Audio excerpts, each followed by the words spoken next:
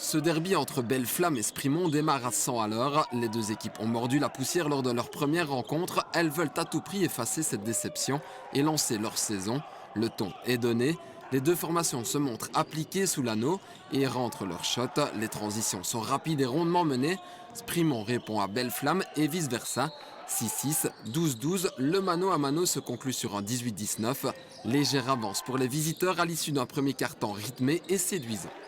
Changement de physionomie dans le début de deuxième quart. Belle-Flamme devient brouillon, Sprimont est plus intransigeant défensivement et est toujours aussi efficace en zone offensive, notamment au-delà de l'arc. Thielen permet à son équipe de se détacher à 19-28, plus 9 pour les Sprimontois, premier écart significatif. Cette avance, Sprimont la conserve jusqu'à la pause. Belle-Flamme connaît un sérieux passage à vide, mais arrive tout de même à rester à distance respectable. 29-36, c'est le score après 20 minutes de jeu. Surpris dans cette salle la saison dernière, les Carriers restent sur leur garde. Belle-Flamme s'accroche comme il peut, 34-42. Mais les hommes de Vincent Clavier ne sont pas au point physiquement et ça se ressent. Ils craquent définitivement, Sprimont en profite et reprend sa marche en avant. Les ailiers visiteurs s'en donnent à cœur joie, l'addition est salée, 47-63. Le dernier quart-temps s'apparente à un long chemin de croix pour Belle-Flamme, à l'image de cette jolie séquence de jeu, de ce laxisme dans la défense locale. Belle-Flamme prend l'eau, la flamme s'éteint et Sprimont empoche méritoirement son premier succès de la saison, 64-81.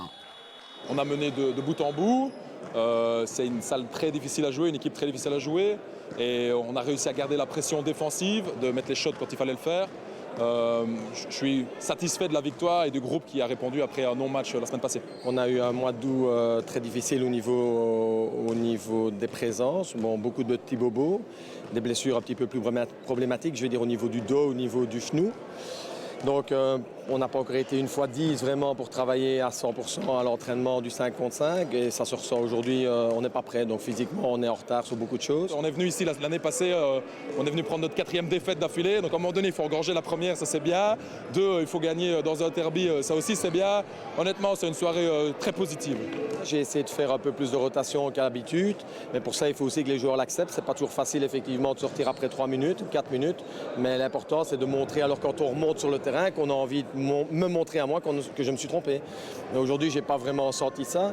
Je dis c'est un garçon de 41 ans qui a montré la voie à suivre, donc Emma Mampouya qui fait un match tout à fait à la hauteur de ce que j'attends de lui. Surtout les autres aujourd'hui sont en dessous de ce que j'attends d'eux.